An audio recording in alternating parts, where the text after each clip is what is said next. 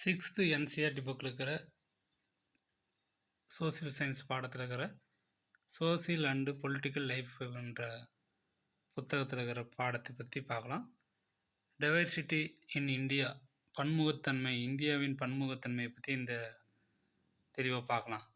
இந்தியாவின் பன்முகத்தன்மையை பற்றி ஏன் இந்த 6வதுலேயே இந்த பாடப்புத்தகத்தை தரலாம், இந்த டாபிக் கொடுத்துக்கிறாங்கன்னா, ஏன்னா பல்வேறு விதமான மக்களினுடைய கலாச்சாரம், அவங்களுடைய உணவு, இருப்பிடம், அவங்க எப்படி வாழ்கிறாங்கன்றதெல்லாம் தெரிஞ்சுக்கினா தான் இந்தியன் கான்ஸ்டியூஷனை பற்றி நம்ம தெளிவாக ஏன் இவ்வளோ சிறப்புத்தன்மை இருக்குது, இவ்வளோ உரிமைகள், இவ்வளோ சட்டங்கள், இவ்வளோ தனித்தனி பிரிவுகள் எதுக்காக கொடுத்துக்கிறான்றது நம்ம தெளிவாக அதில் சொல்ல முடியும்.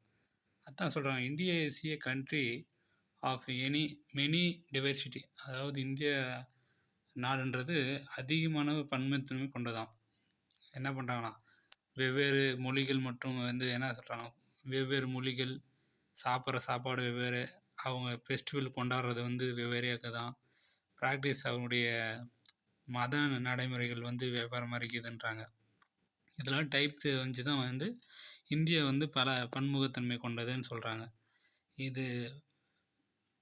அந்த பன்முகத்தன்மையை நாம் ஏன் தெரிஞ்சுக்கணுன்னா, ஒரு மக்களுடைய வாழ்க்கை தரம் தெரிஞ்சால் தான் நம்ம ஒரு ஆஃபீஸர் ஆகும்போது அவங்களுக்கு என்னென்ன விஷயங்கள் எதுன்றதை தெரிஞ்சுக்கும் போது நம்ம அதுக்கு தகுந்த மாதிரியான கொள்கை வகுப்பாளர்களாக செக்ரட்டரியாக, ஒரு கலெக்டராக, ஒரு பெரிய பெரிய ஆஃபீஸராக, ஒரு தாசில்தாராக போகும்போது அந்த இடத்துல இருக்கிற இனங்களினுடைய தன்மை, அவங்க என்னென்ன இருக்கணுன்றது, இந்த முக்கியத்துவத்தை தெரிஞ்சுக்கணுன்றதுக்காக தான் நம்மளுக்கு இந்த மாதிரி பாடத்தை இதில் கொடுத்துங்கிறாங்க.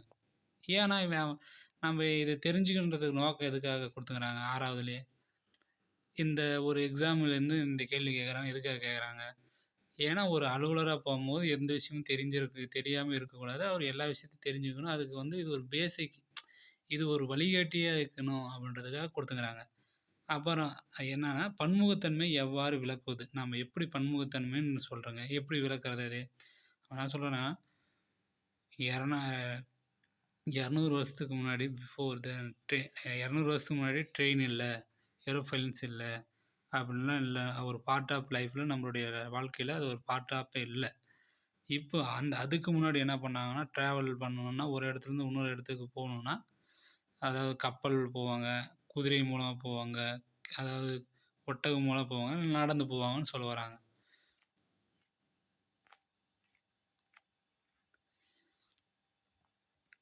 இதில் நம்ம இந்த பாடத்தில் இன்னும் முக்கியமான விஷயமா பன்முகத்தன்மையை பற்றி 2 நகரங்களை பற்றி சொல்லிடுறாங்க. 2 மாநிலங்கள்னு, ஒன்று யூனியன் பிரதேசமாக இருக்குது, ஒன்று லடாக்குன்னு ஒன்று இருக்குது, இன்னொன்று கேரளா ஒரு பகுதியை சொல்கிறாங்க. லடாக்குன்றது என்னென்னா, ஒரு என்ன சொல்கிறாங்க, ஒரு பாலைவனம்னு சொல்ல வராங்க. அது Ladakh Kashmir, desert in the mountain in the east of Jammu காஷ்மீர்னு சொல்கிறாங்க. அதாவது ஜம்மு காஷ்மீருடைய கிழக்கு மலைகளில் உள்ள ஒரு இடம் தான் லடாக்ன்றாங்க. Very little agriculture is possible there since in this region does not receive any rain and is covered in snowfall large part of the year. அதாவது என்ன சொல்கிறாங்கன்னா, இங்கே விவசாயம் குறைந்த அளவில் தான் செய்ய முடியும்னு சொல்ல வராங்க. அடுத்து என்ன சொல்கிறாங்க, இங்கே ரெயினே இருக்காது. இவங்க என்ன பண்ணுவாங்க, பெரும்பாலான வருஷத்தில் அதிக அளவில் அதிக நாட்களில் அதாவது ஸ்னோஃபால் தான் இருக்குதுன்னு சொல்கிறாங்க.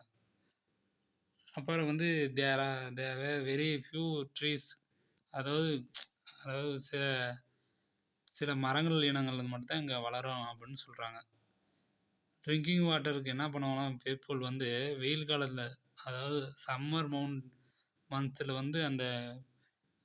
அதாவது உருகி வர பனிக்கட்டிகளை பனிக்கட்டிலேருந்து வர நீரை தான் பயன்படுத்தணுன்றாங்க.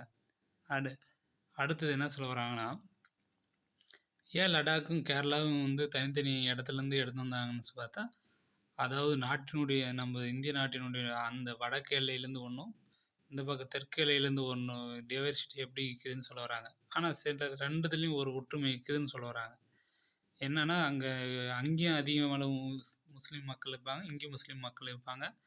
அவங்களும் சொல்ல வராங்க பாருங்க. இப்ப அதில தான் இந்த பாடத்தில சொல்றாங்க. நம்ம பார்க்கலாம் ஒவ்வொண்ணா.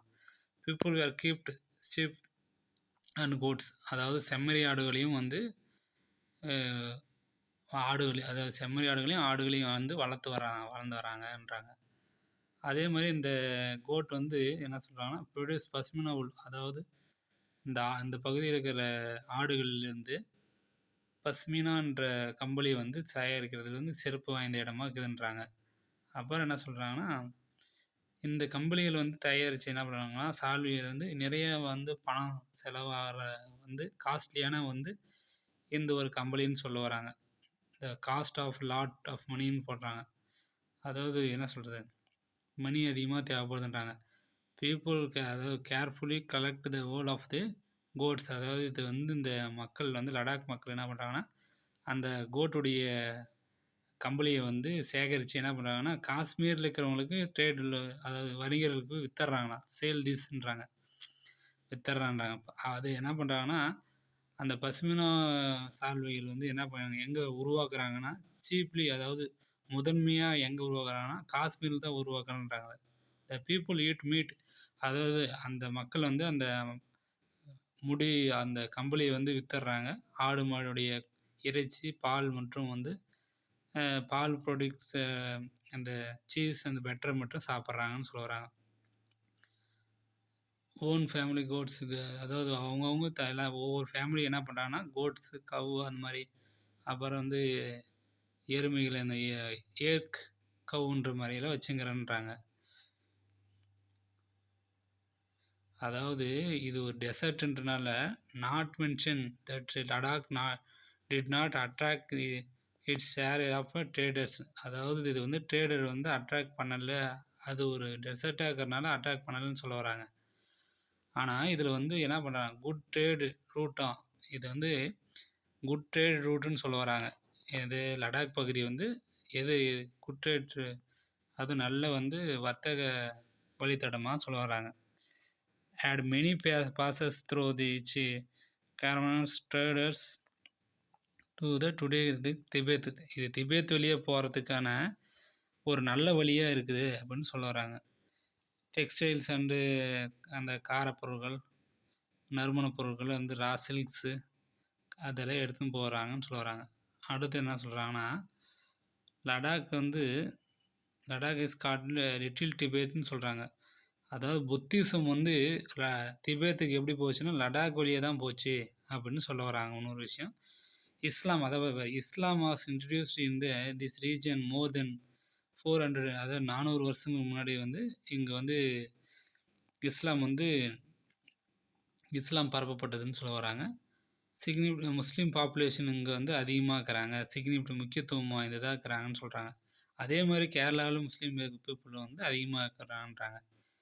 அப்புறம் அதாவது இங்கே லடாக்கில் ஒரு சிறப்பு என்னென்னு பார்த்தா, very rich oral tradition of the songs and poems. அதாவது இங்கே வந்து என்ன பண்ண, வாய் வழியே பேசப்படும் மொழி, பாடப்படும், அதாவது பாரம்பரியமாக வாய் வழியாக ஒரு பாடல்களை பாடுறது, போயம், சாங்ஸு, பாடல் வந்து இந்த மாதிரிலாம் கவிதையெல்லாம் பாடுறாங்கன்னு சொல்ல வராங்க. வாய் வழியாக பாடுறதில் எழுத்து வடிவெல்லாம் கிடையாது, வாய் வழியாக பேசுகிறேன்றாங்க. Local version of the Tibeti national லிபிக், அதாவது திபெத்தினுடைய நேஷனல் கவிதை என்ன எதுக்குதுன்றாங்கன்னா, அந்த கேசர் சாகா அப்படின்றத வந்து இருக்குதுன்னு சொல்ல வராங்க. கேசர் சாகா எதுன்னா அந்த தேசிய காவியமாக இருக்குதுன்றாங்க, திபெத்தினுடைய தேசிய காவியமாக இருக்குதுன்றாங்க. அந்த பதிப்பு வந்து முஸ்லீம்கள் மற்றும் வந்து பௌத்தர்கள் வந்து அப்பப்போ அந்த என்ன பண்ணுறாங்கன்னா, அது ஒரு நிகழ்ச்சியாக நிகழ்த்தி அந்த காவியத்தை நிகழ்ச்சியாக நிறுத்துகிறாங்க அப்படின்னு சொல்ல வராங்க. அடுத்தது கேரளான்றது நம்மளுக்கு தெரியும். கேரளான்றது இந்திய மேற்கு பகுதி, தென்மேற்கு மூலையில் உள்ள ஒரு மாநிலம்னு சொல்கிறாங்க. சரௌண்டிங் இந்த அதாவது இது சுற்றிலும் கடலால் சூழப்பட்டது, அதாவது ஒரு புறம் கடலாலும் மறுபுறம் வந்து மலைகளாலும் சூழப்பட்டிருக்குதுன்னு சொல்கிறாங்க. ஏன்னா மேற்கு தொடர்ச்சி மலைகளும் கிழக்கு தொடர்ச்சி மலைகளும் இந்த பக்கம் ஃபுல்லாக இருக்கிறதுனால அது சொல்ல வராங்க. இங்கே வந்து சிறப்பாக என்ன சொல்கிறாங்கன்னா, மிளகு, கிராம்பு, ஏலக்காய் போன்ற பல மசாலா பொருட்கள் வந்து இங்கே வளர்க்கப்படுகின்றது அப்படின்னு சொல்கிறாங்க. பெப்பர் கவுஸ் அண்டு கார்மடமம்ஸ் அப்படின்றலாம் வந்து இங்கே, அதாவது ஸ்பீசஸ்னால் நறுமண பொருட்கள் வந்து அதிகமாக வந்து இது பண்ணுறாங்கன்னு சொல்ல வராங்க. அடுத்து என்ன சொல்கிறாங்கன்னா, இந்த இந்த பொருட்கள் தான் வந்து இந்த பிளேஸ் வந்து ட்ரேடர்களை வந்து அட்ராக்ட் பண்ணுச்சு அப்படின்னு சொல்கிறாங்க. அப்புறம் வந்து இவர் வந்து யூதர் ஒருத்தர் வந்து ஜூவிஷ் அண்டு வந்து அரபிக் ட்ரேடர் ஆகுது என்ன பண்ணாராம் ஃபஸ்ட்டு வந்தாருன்னு சொல்கிறாங்க. அப்புறம் என்ன பண்ணுறாருன்னா அதாவது இறை தூதர் மாதிரி ஒருத்தர் வந்தார். அவர் வந்து கிறிஸ்துவ செயின்ட் தாமஸ் இங்கே வந்தாருன்னு சொல்லிக்கிறாங்க என்று நம்பப்படுதுன்றாங்க. 2000 வருஷத்துக்கு முன்னாடி இங்கே வந்துங்கிறாங்க. அந்த பெருமை வந்து இவருக்கு தான் சேரும் அப்படின்னு சொல்லிக்கிறாங்க. 2000 வருஷத்துக்கு முன்னாடி வந்தாங்க. இஸ் கிரெடிட்டட், அந்த பெருமை வந்து இவருக்கு தான் கிறிஸ்துவத்தை எடுத்துனதுக்கு இந்த பெருமை இவருக்கு தான் சேருன்றாங்க. அதாவது என்ன சொல்கிறாங்கன்னா, மெனி அரபு ட்ரேடர்ஸ் ஆல்சோ கேம் வந்து செட்டில் டவுன். இங்கே வந்து நிறைய வந்து அரபு வர்த்தகர் வந்து செட்டில் ஆகிட்டாங்க, வந்தாங்க ப்ளஸ் செட்டில் ஆகிட்டாங்க அப்படின்றாங்க. இபின் பாத்துதான்றவர் வந்து என்ன பண்ணுறாங்கன்னா, இங்கே வந்தார், அதாவது 700 இயர்ஸ் எகோ, அதாவது 700 வருஷத்துக்கு முன்னாடி வந்து இங்கே வந்தாங்கன்றாங்க. அவர் வந்து என்ன பண்ணுறாருன்னா, அவர் எழுதுனதில் வந்து முஸ்லீம்களை பற்றி எழுதிங்கிறார். இங்கே முஸ்லீம்கள் வந்து ஹை ரெஸ்பெக்டிவ் கம்யூனிட்டின்னு சொல்கிறாங்க. இங்கே அதிகமான மக்கள், அதாவது அதிக அளவில் மதிக்கத்தக்க கம்யூனிட்டியாக வந்து முஸ்லீம் சமூகம் வந்துச்சுன்னு சொல்கிறாங்க. போர்ச்சுகீஸில் வந்து என்ன பண்ணாங்கன்னா, சீ ரூட்டை வந்து இந்தியாவுக்கு கண்டுபிடிச்சி ஐரோப்பில் வந்து வாஸ்கோட காமா வந்து லான்ச் திஸ் ஷிப் அங்கே வந்து இறங்கினாருன்னு சொல்கிறாங்க. Because all this various historical influence people இந்த Kerala practice different regions such as Jainism, Islam, Christians, Hinduism, Buddhism எல்லாமே இங்கே இருக்குதுன்றாங்க. ஏன்னா எல்லா இடத்துலையும் அதாவது ஐரோப்பிய பொருளும் இங்கே வந்துச்சுன்னா இப்போ எல்லாருமே அந்த இஸ்லாம் வந்துருச்சுன்னு அர்த்தம். அப்புறம் கிறிஸ்டினும் வந்துருச்சுன்னு அர்த்தம். இந்துசம் ஆல்ரெடி இங்கே இருக்குது, புத்திசம் ஆல்ரெடி இங்கே இருக்குது. ட்ரேட் பண்ணுறவங்க எல்லோரும் இங்கே வந்துடுறாங்கல்ல, எங்கே ஒரு கடல் வழி கண்டுபிடிச்சால. அப்புறம் என்ன சொல்கிறாங்கன்னா, இன்னொரு விஷயம் என்ன சொல்கிறாங்கன்னா, சிறப்புன்னு, அதாவது இங்கே வந்து சைனீஸ் ஃபிஷிங் நெட் இருக்குதுன்னு சொல்ல வராங்க. எக்ஸ்ட்ரா, அதாவது அந்த சீனா வலான்றாங்க. அது பேர், அதாவது சீனா வலைன்றது அவங்க வலான்றாங்க. அது வந்து even the stainless used for fry, அதாவது இங்கே வந்து ஒரு பாத்திரம் அதை வறுக்கிறதுக்காக ஃப்ரை பண்ணுறதுக்கு பயன்படுத்துகிற பாத்திரம் வந்து அது சீன செட்டின்னு சொல்கிறாங்க. அதில் அது என்ன சொல்கிறாங்கன்னா, இந்த வார்த்தை வந்து சீன மொழியிலேருந்து வந்தது அப்படின்னு சொல்கிறாங்க. The word chain could have come from சைனான்னு சொல்கிறாங்க. அப்புறம் வேறு என்ன சொல்கிறாங்க, இங்கே வந்து வளமான நிலங்குதுன்னு சொல்கிறாங்க. Growing rice and majority of people eat ரைஸ்ன்றாங்க. இங்கே வந்து வந்து என்ன பண்ணுறாங்கன்னா, மெஜாரிட்டி பீப்புள் என்ன பண்ணுறாங்க, ஃபெர்டில் லேண்டுன்ற கிளைமேட்டு வந்து நல்லா சூட்டபுளாக இருக்குது. எதுக்கு? ரைஸ் விளையிறதுக்கு சூட்டபுளாக இருக்குது அப்படின்னு சொல்ல வராங்க. ப்ளஸ் அப்புறம் வந்து இங்கே இருக்கிற மக்கள் வந்து வெஜிடபிள்ஸ், ஃபிஷ், அதாவது அரிசி தான் அதிகமாக சாப்பிட்றான்னு சொல்ல வராங்க. இந்த பாடத்தில் வந்து எக்ஸாம்பிள் ஏன் இந்த 2 இதத்தையும் கொடுத்துக்கிறாங்கன்னா, இதில் அதிகமான அளவு இங்கே ட்ரேட் நடக்குது, அங்கேயும் ட்ரேட் நடக்குது. அதிகமான மக்கள் இங்கே வந்து முஸ்லீமுங்கிறாங்க, அங்கேயும் அதிகமான மக்கள் வந்து முஸ்லீம் ஆகுறாங்க.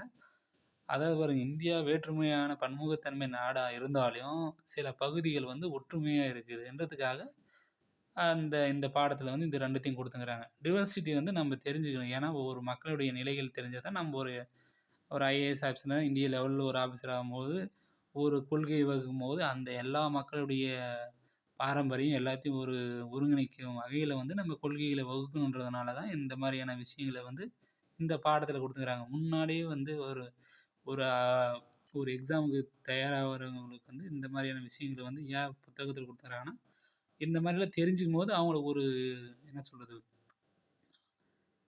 இந்த மாதிரி தெரிஞ்சுக்கும் போது மக்கள் வந்து அதுக்கும் ப்ரிப்பேராக வருவாங்கன்றதுக்காக தான் இதெல்லாம் தெரிஞ்சுக்கணும்.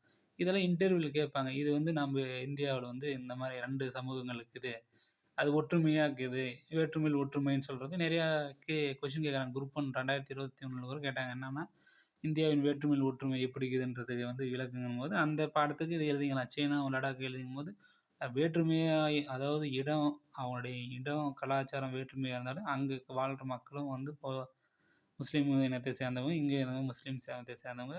அப்போ ஒரு 700 வருஷத்துக்கு முன்னாடி வந்த இப்ன் பாதுத்தான்றவர் கூட என்ன பண்ணுறாரு, அங்கே இருந்த வாழ்க்கையை வந்து முஸ்லீம் வாழ்க்கையை பற்றி சொல்லுகிறாரு. கேரளாவில் வாழ்ந்துக்கிற முஸ்லீம் வாழ்க்கையை சொல்லுகிறாரு. அவங்க அதிகமான மதிக்கத்தக்க சமூகமாகவும் இங்கே இருக்கிறாங்கன்னு சொல்லிக்கிறாங்க. அப்புறம் வாஸ்கோ ட காமா இங்கே வந்துருக்கிறாரு. இதே மாதிரி வர்த்தகம் வந்து அதே மாதிரி வந்து லடாக் வந்து ஒரு வர்த்தகத்தனமாக இருக்குது. அதாவது சீனா, திபெத் என்ற நாடுக்கு வந்து இந்தியா மூலமாக அப்படியே அந்த வழியில் போகிறதுக்கு வந்து நல்ல ஒரு வழித்தடமாக இருக்குதுன்னு சொல்லிக்கிறாங்க. அது மாதிரி இது 2மே வேற்றுமையான கலாச்சாரமாக கலந்தாலும் அதில் ஒரு ஒற்றுமை இருக்குதுன்றதை நம்ம பார்த்து தெரிஞ்சுக்கணும்னு சொல்ல வராங்க. இந்த பாடத்தில் என்சிஆர்டி புக்கில் 6th என்சிஆர்டி புக்கில் இது வந்து political and social and political லைஃப்ன்ற பாடத்தில் வந்து சொல்கிறாங்க அது.